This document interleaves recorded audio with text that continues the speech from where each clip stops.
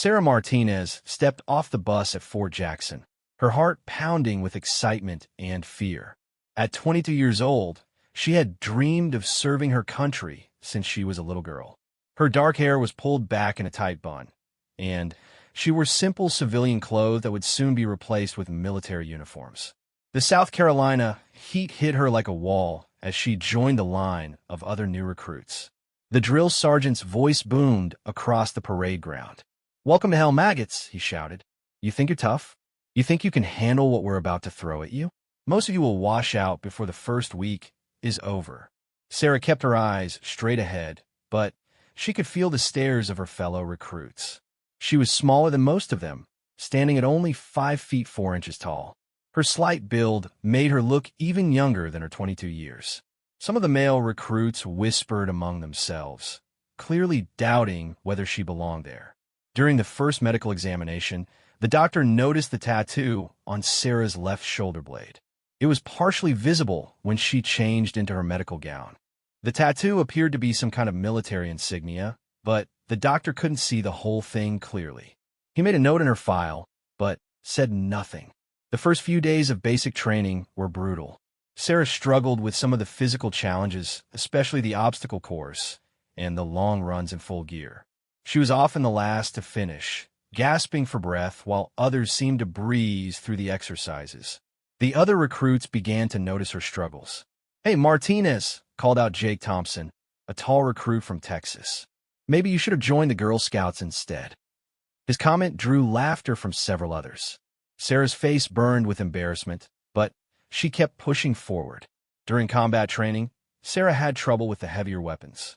Her small hands struggled to grip the rifles properly, and she had difficulty carrying the heavy packs during field exercises.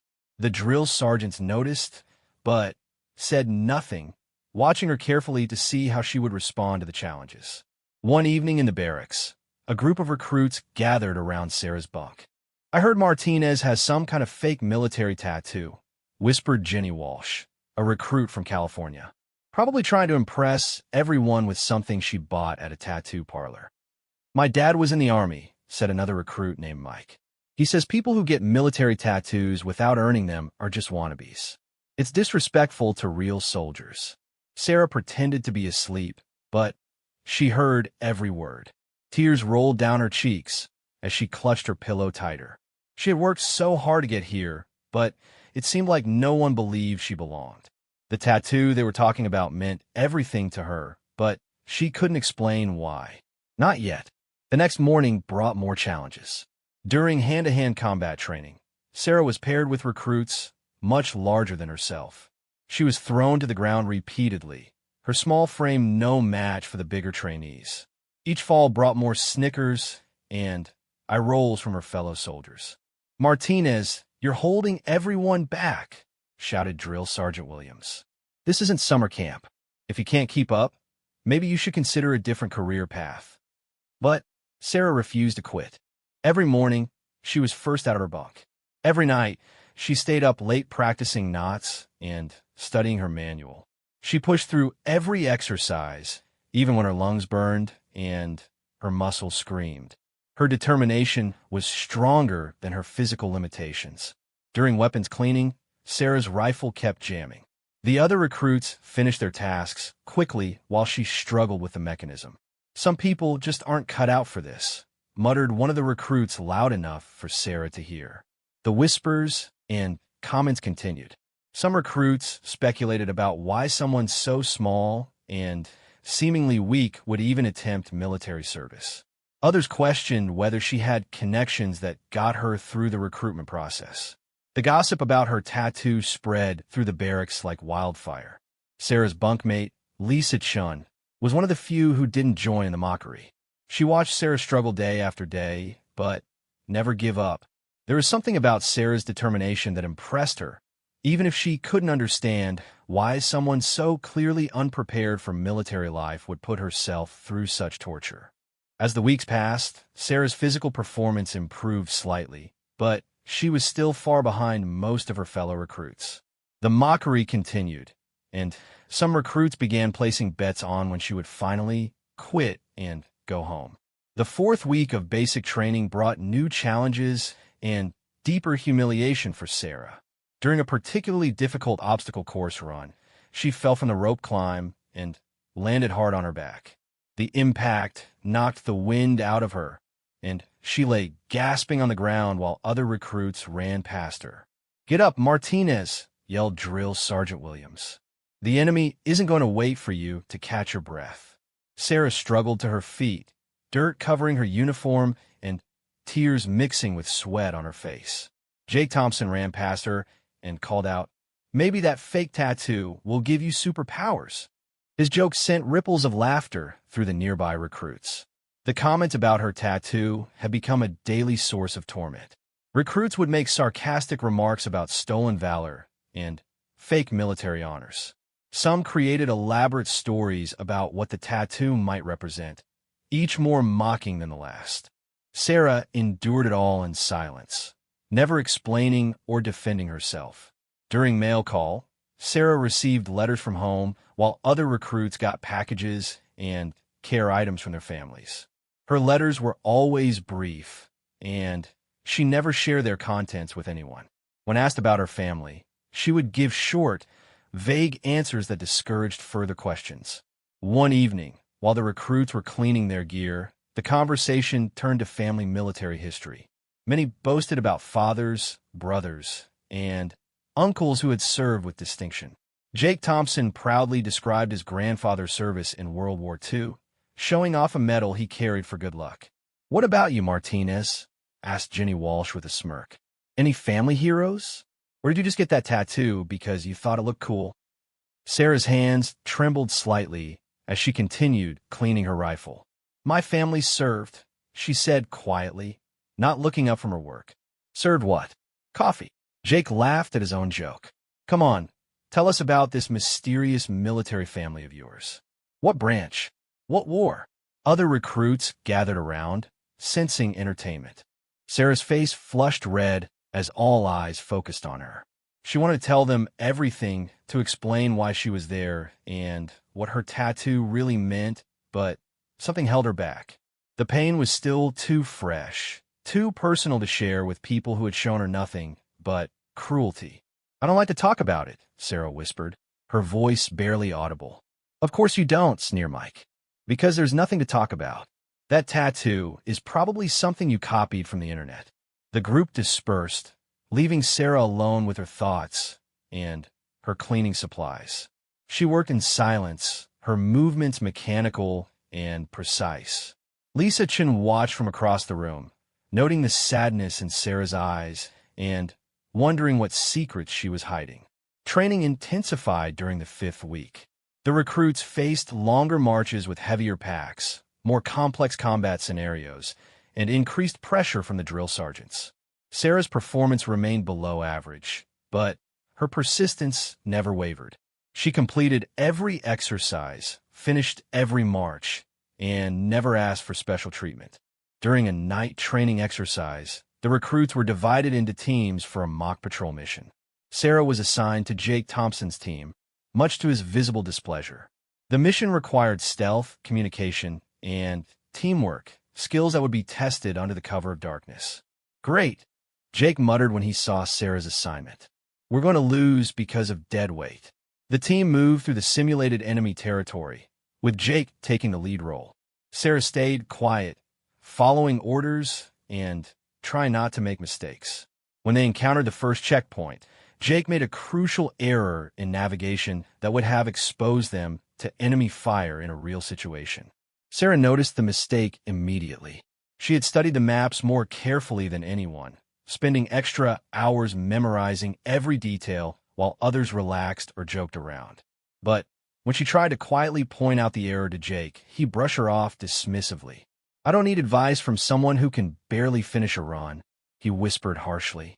"Just stay quiet and try not to get us all killed." The team continued down the wrong path, walking directly into an ambush scenario set up by the drill sergeants. Red smoke filled the air, signaling their mission failure. The entire team would face punishment exercises as a result of the poor performance. Back at the barracks, Jake blamed Sarah for the team's failure, claiming her presence had been a distraction. Other team members, frustrated by the punishment laps they would have to run, joined in criticizing her performance. Sarah sat on her bunk, listening to the complaints and accusations, knowing that she could have prevented the failure if anyone had listened to her. "I'm telling you, she's going to get people killed," Jake said loudly, not caring that Sarah could hear every word. "How did someone like that even make it through recruitment?"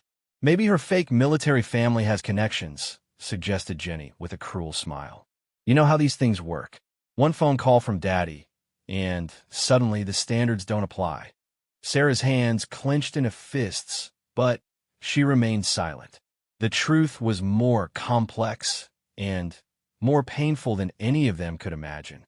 Her tattoo wasn't fake, and her family's military service was real and more significant than anything these recruits could comprehend. But explaining would mean opening wounds that hadn't yet healed, sharing grief that was still too raw to discuss with strangers who had shown her nothing but contempt. Week 6 brought the most challenging phase of basic training. The recruits faced their final field exercise, a 3-day survival simulation that would test everything they had learned. Sarah packed her gear with extra care, knowing that this would likely determine whether she graduated or was sent home in failure.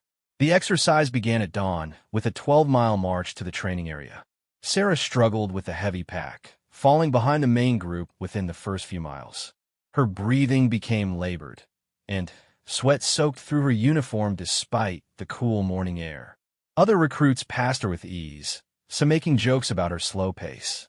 "Come on, Martinez!" shouted Drill Sergeant Williams from his position in a following vehicle. "Your enemies won't wait for you to catch up. Move it!" By the time Sarah reached the base camp, most of the other recruits had already set up their shelters and begun preparing for the night. She worked quickly to catch up, her hands shaking from exhaustion as she struggled with her tent stakes. Jake Thompson and his friends watched her fumble with the equipment, shaking their heads in obvious disapproval. "This is painful to watch," muttered Mike. "She's going to get herself killed out here, and probably take some of us with her." The first night brought rain and dropping temperatures. Sarah's shelter leaked, and she spent most of the night cold and wet. She could hear other recruits talking quietly in their dry tents, planning strategies for the next day's challenges. No one invited her to join their discussions or offered to help with her shelter problems. The second day focused on combat scenarios and tactical movements. Sarah's team was tasked with securing a mock enemy position while avoiding detection. Her small size actually proved advantageous in some situations, as she could move through dense brush more quietly than the larger recruits. However, her teammates refused to acknowledge any positive contribution she made. During one exercise, Sarah spotted enemy positions that others had missed. She tried to report her observations, but Jake dismissed her information without investigation. The team walked directly into an ambush as a result, leading to another failed mission and more punishment exercises for everyone. "This is ridiculous," Jake exploded after the drill sergeants announced their failure. "We keep losing because dead weight over there can't pull her own weight." Several recruits nodded in agreement, glaring at Sarah as if she were personally responsible for all their problems. The truth was that Sarah's observations had been accurate, and following her advice would have led to mission success. But none of her teammates were willing to admit that possibility.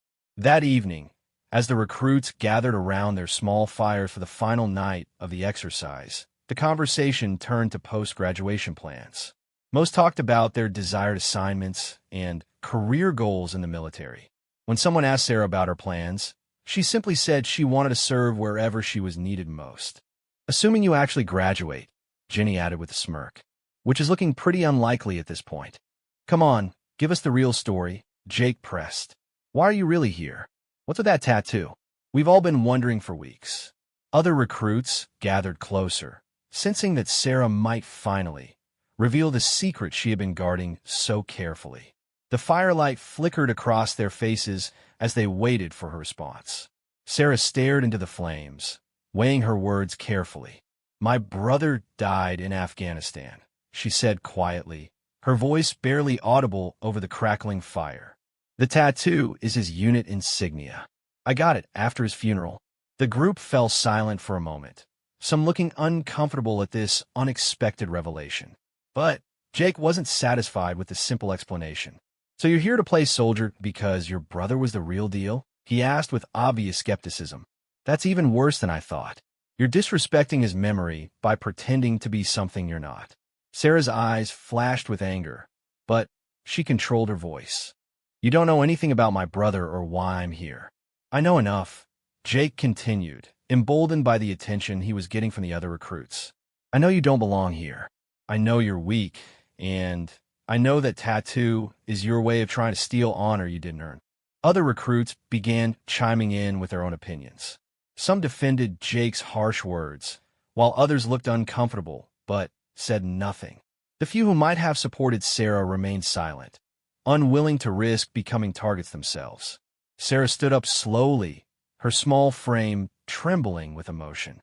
For a moment, it looked like she might finally fight back or reveal more about her story.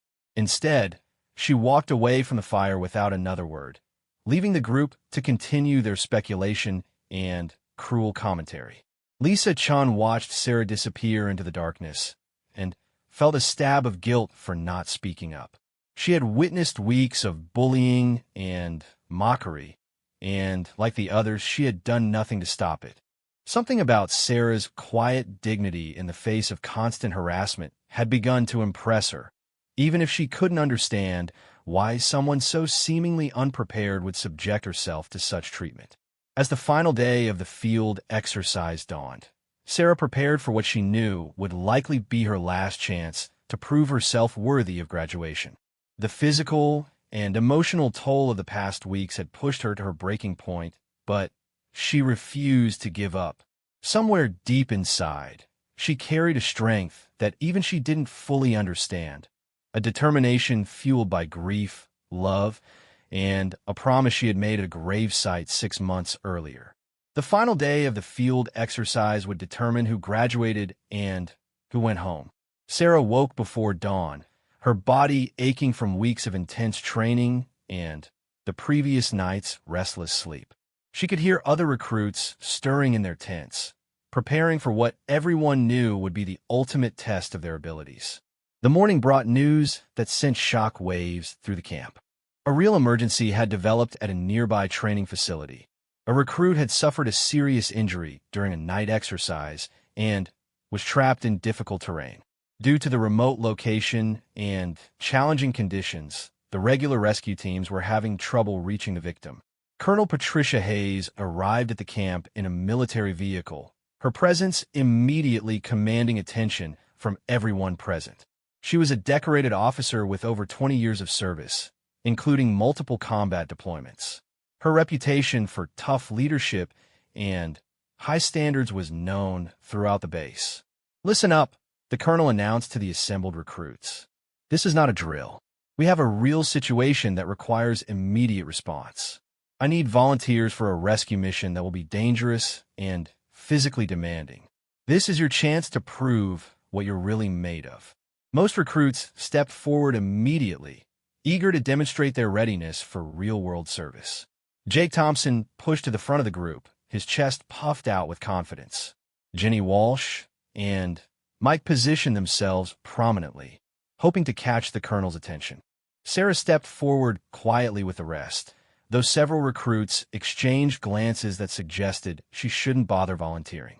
Colonel Hayes studied the group carefully, her experienced eyes assessing each recruit's physical condition and readiness. She had been briefed on the training company's progress and was aware that some recruits had struggled more than others. Her gaze lingered on Sarah for a moment, noting her small stature, but also something else, a quality in her eyes that spoke of deep determination. "The rescue will require a team of 8, the colonel announced. "You need to navigate through dense forest, climb rocky terrain, and potentially carry an injured person over difficult ground.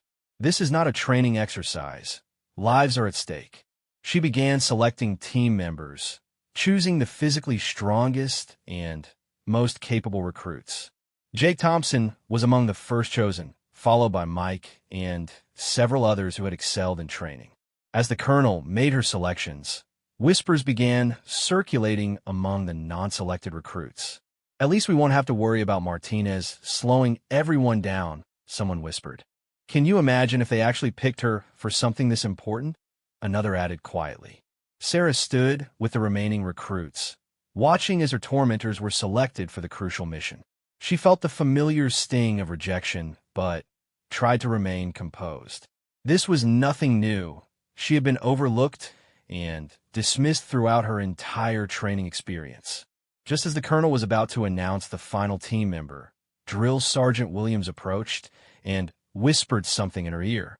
The colonel's expression changed slightly as she listened, then nodded thoughtfully. She turned back to face the remaining recruits, her eyes once again finding Sarah in the group. "Martinez," she called out, causing several recruits to gasp in surprise. "You're on the team." Jake Thompson's face twisted with disbelief and anger. "Ma'am, with all due respect, Martinez has been the weakest performer in our company. She'll slow down the entire mission." Other selected recruits murmured their agreement, clearly uncomfortable with Sarah's inclusion in such a critical operation. The non-selected recruits watched the drama unfold with obvious interest, waiting to see how the colonel would respond to the challenge. Colonel Hayes fixed Jake with a steely stare that immediately silenced his objections. "I didn't ask for your opinion, recruit. I gave an order, and you'll follow it. Is that understood?" "Yes, ma'am," Jake replied through gritted teeth, but his expression made his feelings clear. As the team prepared to depart, Sarah gathered her gear with trembling hands. She could feel the hostile stares of her teammates, and knew they blamed her for potentially jeopardizing the mission. The weight of their expectations and her own self-doubt pressed down on her like a physical burden. The rescue team loaded into vehicles for transport to the staging area. During the ride, Jake and the others discussed strategy while pointedly ignoring Sarah's presence. They made plans that didn't include her input and assigned roles that minimized her involvement. Sarah listened quietly, understanding that she was seen as a liability rather than a team member. When they reached the staging area, Colonel Hayes gathered the team for a final briefing. The injured recruit was located approximately 2 miles through dense forest and steep terrain. Time was critical, as the victim was showing signs of hypothermia and needed immediate medical attention. "This mission will test everything you've learned," the colonel told them. "You'll need to work together, support each other, and push beyond your perceived limitations. Lives depend on your success." As the team prepared to move out, Sarah noticed the colonel watching her carefully. There was something in the officer's expression that seemed different from the dismissive looks she had grown accustomed to receiving. For just a moment, Sarah wondered if Colonel Hayes saw something in her that others had missed. The rescue team began their trek into the forest, with Jake taking the lead position. Sarah fell naturally into the rear, carrying her share of the medical equipment despite her smaller size. As they disappeared into the dense trees, none of them could have predicted how dramatically the next few hours would change their understanding of strength, courage, and what it truly meant to be a soldier. The rescue team moved through the forest at a steady pace, following GPS coordinates toward the injured recruit's location. Sarah struggled to keep up with the longer strides of her teammates, but she maintained her position without complaint. The dense underbrush caught at her uniform, and low branches scratched her face, but she pressed forward with quiet determination. After an hour of hiking, they reached a steep rocky slope that led down into a ravine. The injured recruit was visible about 50 feet below, conscious but clearly in pain and unable to climb out on his own. The autumn temperatures had dropped significantly during the night, and hypothermia was becoming a serious concern. "We need to get down there fast," Jake announced, taking charge of the situation. "Mike and I will rappel down with the medical supplies. The rest of you set up the rope system for extraction."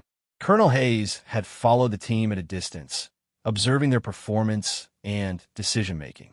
She positioned herself where she could watch the rescue unfold while staying out of the way. Her experienced eyes immediately spotted several problems with Jake's hasty plan. As Jake and Mike prepared to descend, Sarah noticed something the others had missed. The rocks around the anchor point showed signs of recent weathering and loose debris. The standard rope configuration they were setting up would put dangerous stress on an unstable section of the cliff face. "Wait," Sarah called out, approaching Jake with her concerns. "The anchor point isn't secure. Look at these cracks in the rock.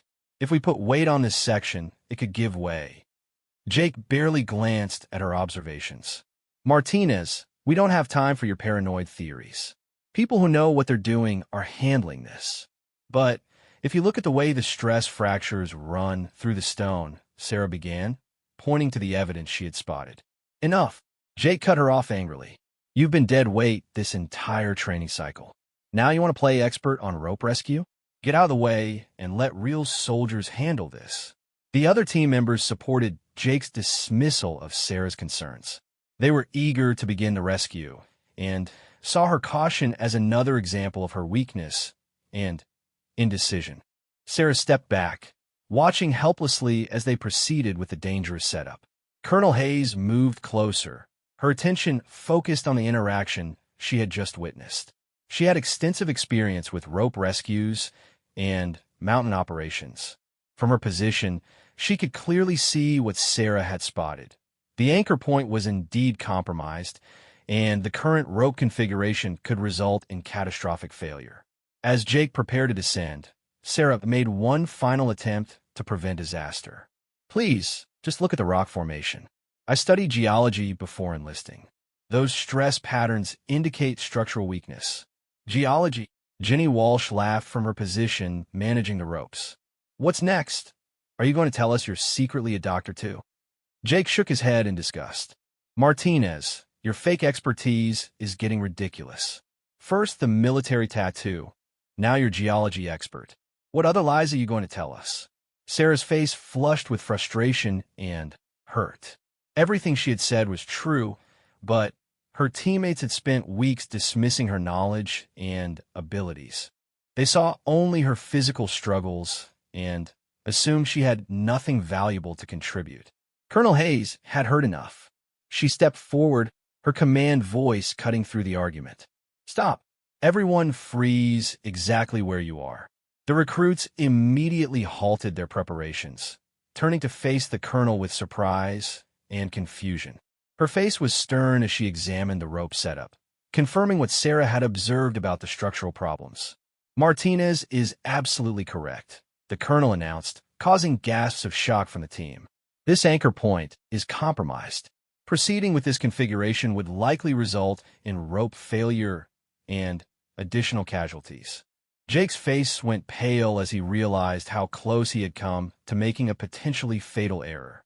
The other recruits looked between Sarah and the colonel in bewilderment, struggling to process this reversal of their assumptions. "How did you know?" the colonel asked Sarah directly. Sarah hesitated, still expecting mockery or disbelief. "I have a degree in geological engineering from Colorado School of Mines. I studied rock formations and structural analysis before I enlisted." The revelation hit the group like a thunderbolt. Jenny Walsh's mouth fell open in shock. Mike stared at Sarah as if seeing her for the first time. Jake Thompson stood frozen, the reality of his mistakes beginning to sink in.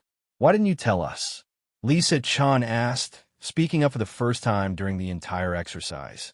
Sarah's voice was quiet but steady. "Would any of you have listened? You decided on the first day that I was weak and worthless. Every time I tried to contribute, I was told to shut up and stay out of the way." Colonel Hayes nodded approvingly and directed the team to establish a proper anchor point using Sarah's recommendations. As they worked to set up the safer configuration, she pulled Sarah aside for a private conversation. "I need to see your tattoo," the colonel said quietly. Sarah looked confused, but pulled back her shirt sleeve to reveal the full tattoo on her shoulder blade. It was the insignia of the 10th Mountain Division, along with a name and dates, SGT. Michael Martinez, 1985 to 2023, Kia, Afghanistan. Colonel Hayes studied the tattoo carefully, her expression growing more serious. Tell me about your brother. He was a combat engineer with the 10th Mountain, Sarah explained, her voice thick with emotion. He was killed by an IED while clearing a route for a medical convoy. He saved 12 lives that day, including 2 children. The colonel's demeanor changed completely. Her voice became gentle, almost reverent. I knew your brother. I was his commanding officer during his second deployment. Michael Martinez was one of the finest soldiers I ever had the privilege to serve with. Sarah's eyes filled with tears as this unexpected connection to her brother's memory emerged. You knew Mikey? He talked about his little sister constantly, Colonel Hayes continued. He said you were studying engineering and that you were smarter than the entire Army Corps of Engineers combined. He was so proud of you. The rest of the rescue proceeded smoothly under Sarah's technical guidance and the colonel's leadership. The injured recruit was successfully extracted and transported to medical care. During the return journey, the dynamics within the team had completely changed. Jake Thompson approached Sarah with obvious discomfort. I owe you an apology. Actually, I owe you a lot more than that. If we had followed my plan. His voice trailed off as he contemplated the potential consequences. Your brother would be proud, Colonel Hayes told Sarah as they reached base camp. You have his courage and his intelligence.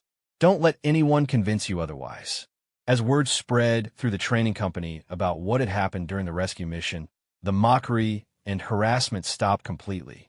Sarah's fellow recruits began to see her in an entirely new light. Not as a weak pretender, but as a highly educated soldier carrying on her family's tradition of service and sacrifice.